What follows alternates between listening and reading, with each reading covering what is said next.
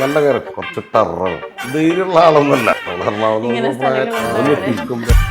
ആക്ടറാണ് ജയിലർ 2ലേക്ക് നമ്മൾ ക്ഷണിച്ചത്. നമസ്കാരം. നമ്മൾ ഇന്ന് കൂടെ ഇരിക്കുന്നത് മച്ചാന്റെ മാലാഖയിലെ ആക്ടർ വിനീത് അറ്റൽ സാറിന്റെ കൂടെയാണ്. Welcome sir. നമസ്കാരം സാർ. ഇപ്പം ഈ ഫിലിം മച്ചാന്റെ മാലാഖ, ഇതിനെപ്പറ്റി ഇതിന്റെ സ്റ്റോറി എന്താണ് ശരിക്കും? സ്റ്റോറി ഫുള്ള് നമുക്ക് പറയാനുള്ള അനുവാദം ഇല്ല. അതിപ്പോൾ ട്രെയിലർ ഇറങ്ങി, അല്ല ടീസർ ഇറങ്ങി, ട്രെയിലർ ഇറങ്ങാൻ പോണു.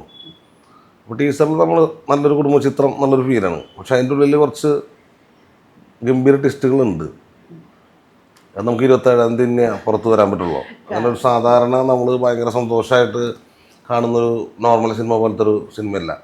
അതിൽ നമ്മൾ ചിന്തിപ്പിക്കാവുന്ന വലിയ ഘടകങ്ങളുണ്ട്.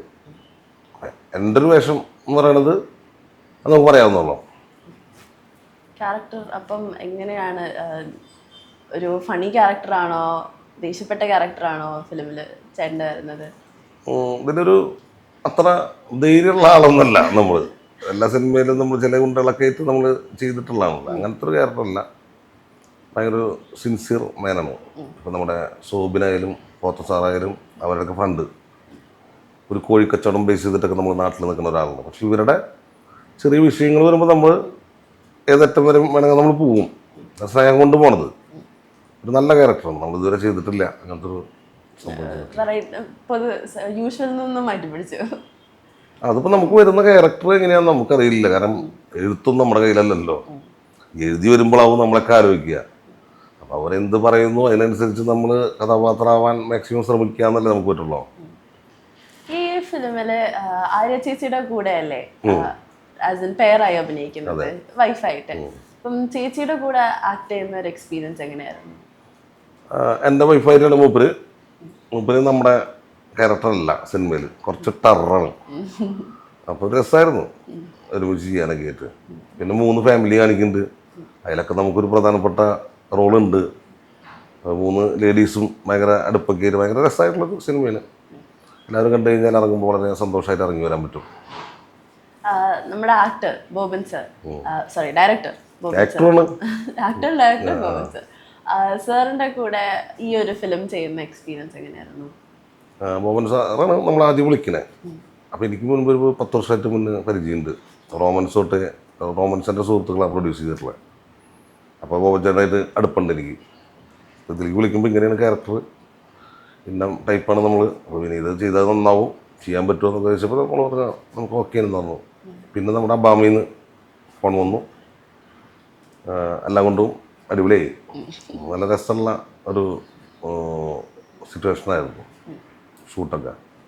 പിന്നെ ഈ പറഞ്ഞോണം എറണാകുളത്തിൻ്റെ ഒരു തിരക്കും കാര്യങ്ങളൊന്നും ഷൂട്ടിലുണ്ടായിരുന്നില്ല.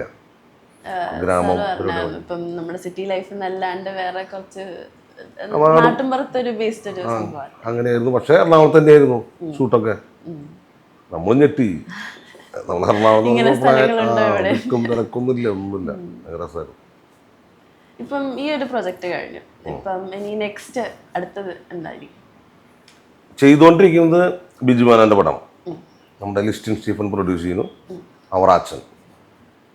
അപ്പം അതിൽ നമ്മൾ ജോണി എന്ന് പറഞ്ഞൊരു ക്യാരക്ടർ ചെയ്തുകൊണ്ടിരിക്കും. ഇപ്പം ചെയ്തുകൊണ്ടിരിക്കുക ഞാൻ. അത് മുക്കം ഭാഗത്തൊക്കെയാണ് എൻ്റെ ഷൂട്ട് ഇറങ്ങും. അവിടെ നിന്ന് വരണേ. പിന്നെ ജയിലർ 2ലേക്ക് നമ്മൾ ക്ഷണിച്ചിട്ടുണ്ട്.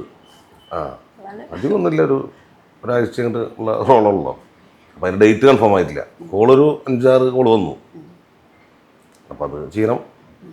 തമിഴ് പടം. ഇപ്പം ഈ ഫിലിം മച്ചാന്റെ മാലാഖ, ഇതിനെപ്പറ്റി പ്രേക്ഷകരോട് എന്താണ് ചേട്ടന് പറയാനുള്ളത്? ഈ സിനിമ നമ്മൾ അഭിനയിച്ച സമയത്തുള്ള നമ്മുടെ ഒരു കാഴ്ചപ്പാടെന്ന് പറഞ്ഞു കഴിഞ്ഞാൽ ഫാമിലി സിനിമ, എല്ലാവർക്കും ഏത് പ്രായക്കാർക്കും കാണാം. പിന്നെ അതിൻ്റെ ഉള്ളിൽ നമുക്ക് ചിന്തിപ്പിക്കുന്ന കുറച്ച് കാര്യങ്ങളുണ്ട്. പക്ഷെ സിനിമ കഴിഞ്ഞ് വരുമ്പോൾ എല്ലാവരും ഹാപ്പി ആയിരിക്കും. ഹാപ്പി ആയിരിക്കും, അത് 100%. ഹാപ്പി ആണെങ്കിൽ കൂട്ടുകാരോടും അതുമാതിരി തന്നെ കസിൻസിനോടൊക്കെ പറഞ്ഞ് അതൊരു വലിയ സിനിമയാക്കുക, വിജയിപ്പിക്കുക. അത്രയാണ് പറയാനുള്ളത്. മച്ചാന്റെ മാലാഖ ഈ 27th റിലീസ് ചെയ്യാണ്. എല്ലാവരും പോയി തിയേറ്റേഴ്സിൽ കാണണം. അപ്പം thank you sir. Thank you.